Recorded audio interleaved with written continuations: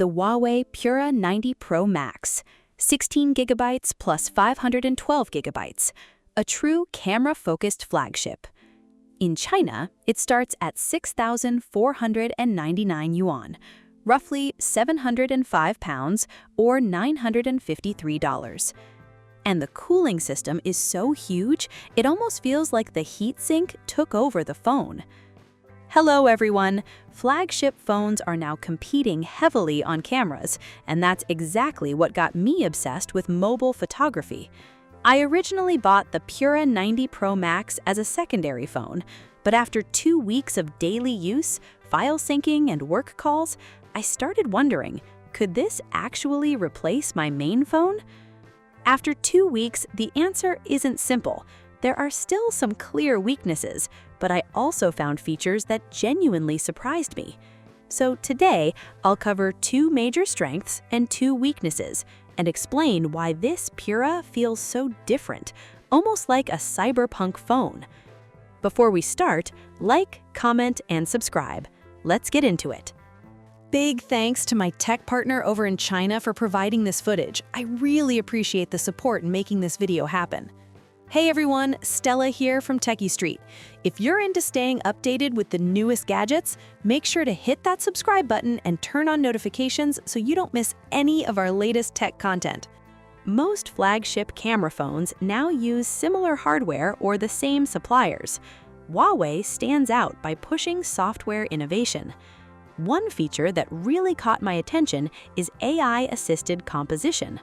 While other brands have similar tools, Huawei's implementation is surprisingly effective. Point the camera at your subject, and AI identifies it. A marker appears, and once you line things up, the phone automatically adjusts the focal length and framing for a better shot. What surprised me was how well it understands what I'm trying to capture. I normally prefer dedicated cameras and manual control, so I was skeptical. But smartphones already offer less control than cameras, so some assistance actually makes sense.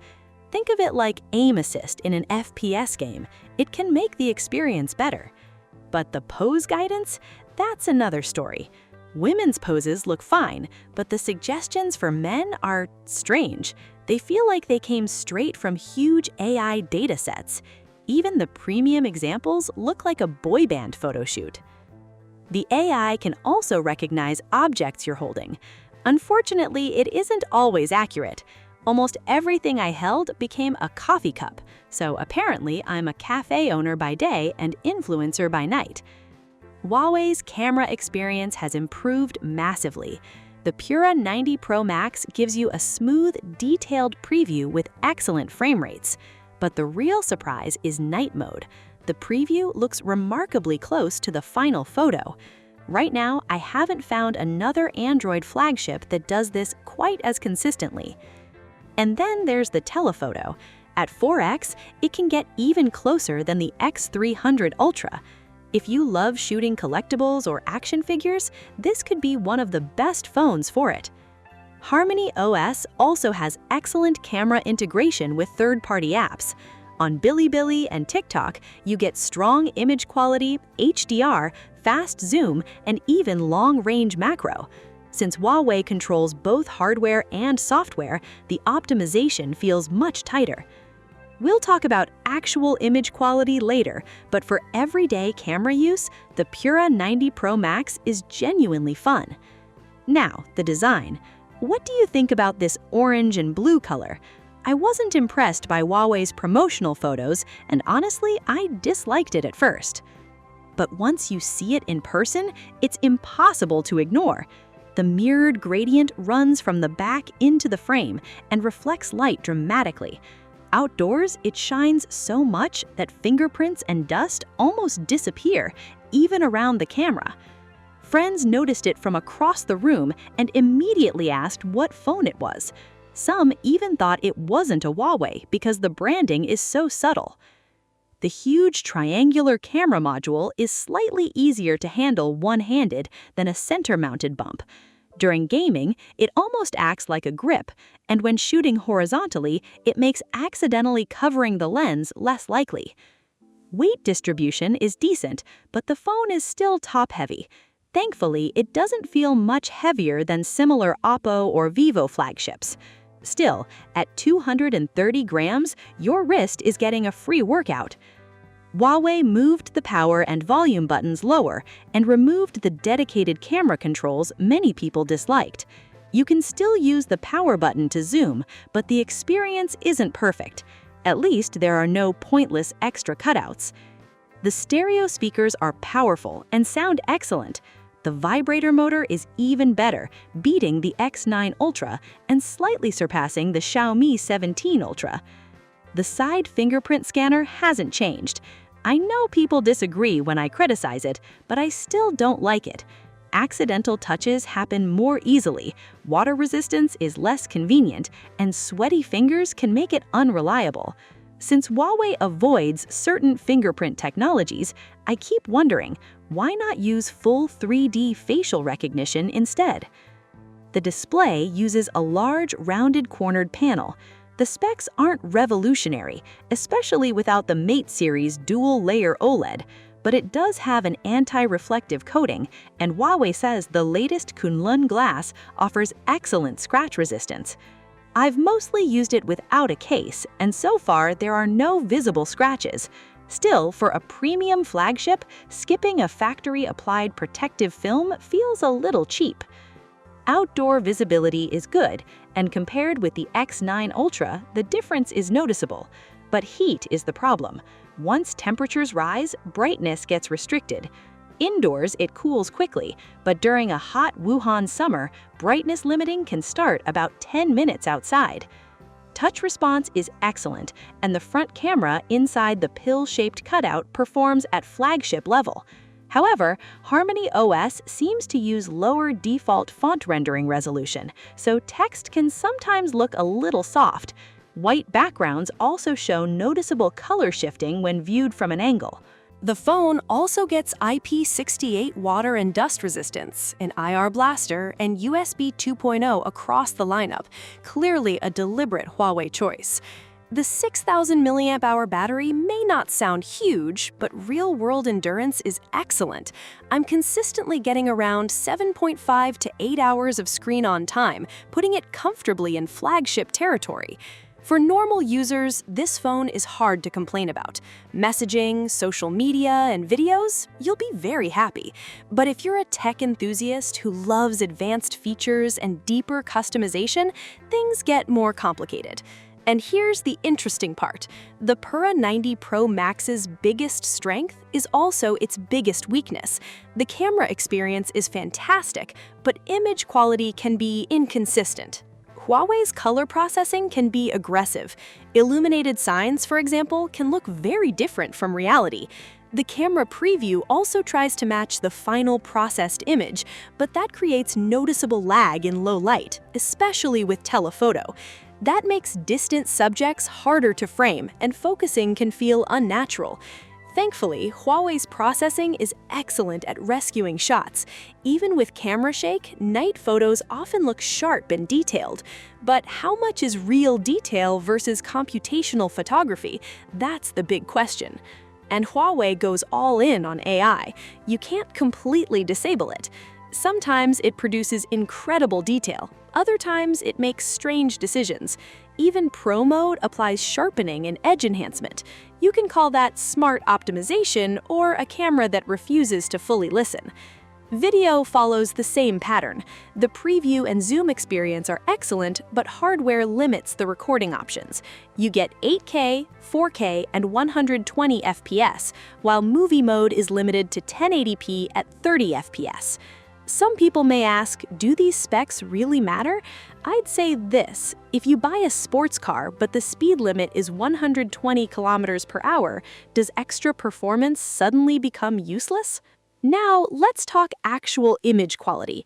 Instead of obsessing over a mouse at 200% zoom, let's look at practical samples. Things move faster from here, so pause anytime you want a closer look. Starting with the main camera, Huawei keeps its familiar imaging style. Detail is strong, but Huawei pushes contrast harder, while Oppo is more conservative with HDR. At night, Huawei usually produces warmer, redder tones, although white balance can sometimes shift unexpectedly. Exposure control, however, is excellent. Ultrawide is similar. Huawei can sometimes blow highlights, while Oppo usually delivers more accurate low-light colors, but Huawei's stabilization is clearly steadier. The telephoto cameras take different approaches. Huawei's 4G zoom is fantastic for close-ups and extremely practical. At 10G, the difference is harder to judge, and Huawei's processing doesn't always produce rich detail. At night, images can become noticeably warmer. At 10G, Oppo struggles more. One image can look messy while another becomes too dark. At 30G, both phones soften considerably, but at 60G, Huawei pulls ahead, especially with moving subjects. Telephoto macro is another Huawei win. Even at 100G, Oppo mainly gives you a brighter image without a meaningful advantage. For video, Huawei uses warmer colors than in photos. Sharpening artifacts remain, but they're generally less obvious than on Oppo, especially in difficult lighting. Night video is another Huawei strength. Footage is brighter and retains more visible detail. Stabilization is roughly similar, although some ghosting remains. At 10G video zoom, Huawei shifts more yellow, but detail stays close to Oppo's native 10G lens. In nighttime scenes, Huawei may actually have the advantage, while Oppo appears to rely heavily on its dedicated optics. Selfies have a slightly hazy look, but lower sharpening makes skin appear more natural, and night selfies are surprisingly impressive. Overall, image quality is fairly average for a flagship. Warm colors and messy telephoto processing can be frustrating, but the actual shooting experience is excellent, with plenty of smart tools. In real-world video recording, the phone can be genuinely impressive. Clarity can beat Apple devices, and even 50G footage remains surprisingly usable. For casual users, that's more than enough. Serious photographers probably aren't buying the Pura standard candy bar anyway. Most people zoom with 2 fingers and can't tell AI detail from optical detail. In that sense, Huawei's approach makes perfect product positioning. By the way, isn't it graduation season? A student recently told me he switched to HarmonyOS and then couldn't access his school's mini program to submit assignments. I don't think the teacher is accepting that excuse. As for HarmonyOS 6 and third-party app compatibility, I covered that in my Pura XMAGE review. The short version, it's much better, but problems remain. The good news is everyday use feels polished. Animations are smooth, the interface is clean, ads are minimal, and bugs are rare. My only complaint is that the animation damping sometimes feels too heavy, making the phone seem slower than it actually is. App scaling problems seen on Huawei foldables aren't an issue here, because the Pura 90 Pro Max uses a traditional candy bar design. HarmonyOS also has clever features. It recognizes which hand is holding the phone, supports knuckle screenshots, can trigger payment functions when QR codes appear, and integrates deeply with Huawei's ecosystem. Ironically, Huawei's own smartwatch still can't scan QR codes or independently log in to WeChat. Now, gaming. It's disappointing Huawei didn't use the latest 9030 Pro chipset, but in real use, the difference is barely noticeable. Native Huawei game optimization is excellent. Genshin Impact runs smoothly at maximum settings with stable frame rates and impressive temperature control. Sure, it can't match the newest Android gaming flagships with frame interpolation, ray tracing, and external cooling, but for actual gameplay, it performs very well. You're unlikely to notice a major difference versus phones like the Pura X Max or Mate 80 Max Pro. There's just one catch: the game needs a native HarmonyOS version. Without a native HarmonyOS version, even the Pro model struggles with demanding AAA games, and the standard S version won't do any worse. As of June 2026, HarmonyOS handles about 95% of everyday tasks extremely well. In some areas, its hardware-software integration is even more refined than Android. But the real problem is the remaining 5%.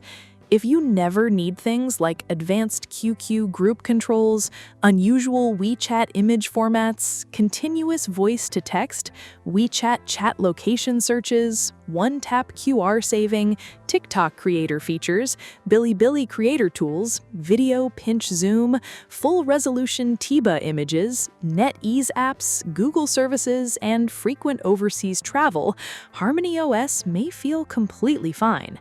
And when compatibility becomes a problem, there's always Joyatong, right? Joyatong can run most Android APKs. If an app isn't in the HarmonyOS store, you may be redirected there. If that fails, you try App Search, then Chujin 1, and eventually a browser download. At times, installing one app feels like a treasure hunt with multiple checkpoints. But ultimately, Joyatong is still a workaround. Huawei is clearly investing heavily in app adaptation. Some viewers say HarmonyOS has solved most major problems after years of optimization. Maybe my expectations are too high, but many Joyatong apps are still being translated and adapted in the background, so they simply can't match the efficiency of native apps. Then there's the 90 Hz limitation.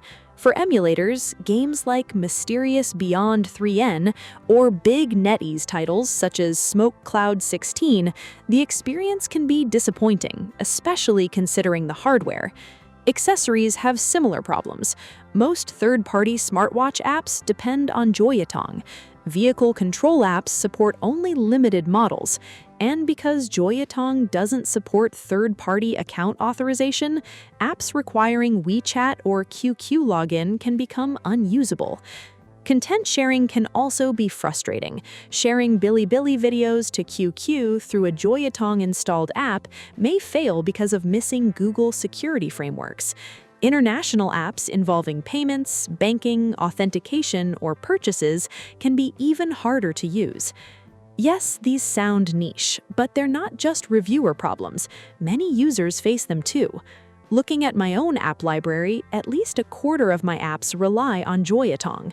That means occasional 90 Hz limits, lower efficiency, restricted sharing, and unpredictable app behavior.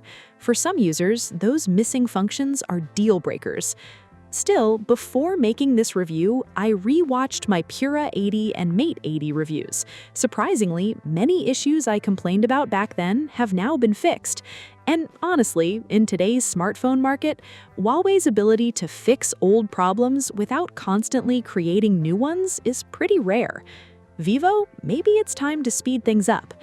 So where does that leave the Pura 90 Pro Max? It's one of the most unique phones available today. The camera may not chase laboratory perfection, but the intelligent shooting tools are fantastic. Performance isn't leading class, yet software optimization helps. The app ecosystem has gaps, but everyday usability is impressively polished. This is clearly a phone built around user experience. For heavy users, Android flagships and iPhones remain safer choices, but among Huawei's current lineup, including its foldables and experimental models, this traditional candy bar Pura is actually the one I'd recommend most. It delivers a balanced package: strong cameras, lower pricing, better durability, fewer software headaches, and easier one-handed use.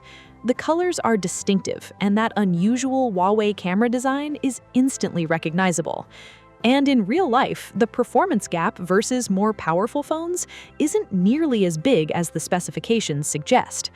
So, as for HarmonyOS, it works extremely well where it's supported. For everything else, maybe the best approach is simply not to overthink it. You can see it as a cyber-themed restriction or as trading some freedom for a more polished experience. In many ways, it reminds me of early iOS. After using these recent Pura phones, my biggest takeaway is Huawei's product management. They can change something as basic as the screen aspect ratio and confidently turn it into a major innovation. The Pura 90 Pro Max has faced criticism because its software experience sometimes overshadows inconsistent hardware specs. Yet the people Huawei designed it for are genuinely happy, and that's not an insult. Huawei isn't simply throwing more hardware at problems. Instead, it focuses on clever features and unique experiences. That might actually be the secret behind its success. Design-wise, Huawei remains excellent, but because the Pura 90 Pro Max lacks the visual drama of its larger siblings, it gets compared directly with traditional Android flagships. And the market has already given its verdict. Just look at the resale value. So the conclusion is simple. If you watched this review, especially the HarmonyOS section, and thought, I don't care about those limitations, or you're already arguing with me about them, congratulations, you're probably exactly the user Huawei designed this phone for. Buy it and there's a good chance you'll love it. After all, there aren't many truly distinctive candy bar phones left. But if your priority is maximum value and Huawei's brand, design, or ecosystem doesn't excite you, then this phone probably was never going to be on your shortlist. That's it for today's video. If you enjoyed the review, hit like, leave a comment, and subscribe for more. Thanks for watching, and I'll see you in the next one. Bye!